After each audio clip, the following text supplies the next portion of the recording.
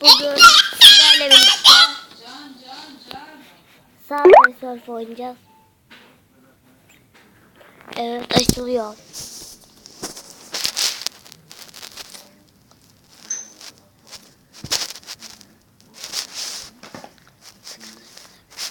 Evet arkadaşlar, açılıyor. Kasıyor açılırken. Özür dilerim. Evet arkadaşlar, bu ses çıkaran kardeşim. Ay, çok komik ses çıkartıyor. Yani bunu alabiliyor muyum? Hayır. Tamam, Jack ile devam edeyim. Böyle subway surf oynuyoruz. Ama bana ne ya? Bu haksızlık ya. Ben dönmüyorum. Kaçıncıyım ki? Birinci değil miyim ben? Tövbe. Of. Ya ben birinci değil miyim ya? Kaçıncıyım da başladı ablam. Boş boşuna kaçıyor. Ya bana ne ya? Bana ne? Arkadaşlar. Bunda bir sorun var. Yani tabletin kasmasından olmasın demek istemiyorum. Çünkü tablet biraz kasıyor gibi.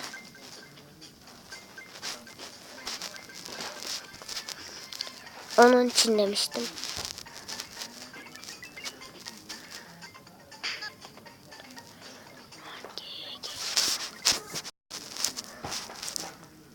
Evet arkadaşlar. Anlayamadım.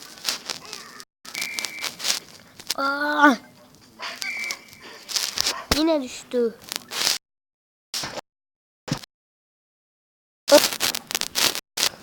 Yeniden oynuyorum.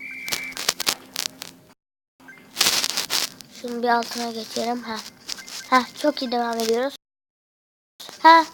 Hayır. Ya bana ne ya? Böyle tablet kasıyor. Yapıyor. Evet.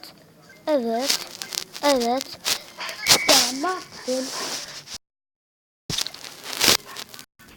Of.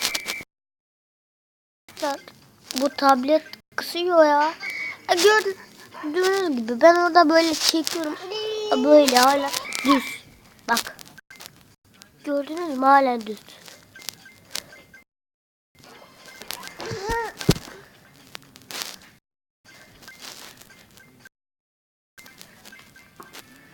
Hadi çok iyi devam ediyorsun. Çok iyi. Yeah.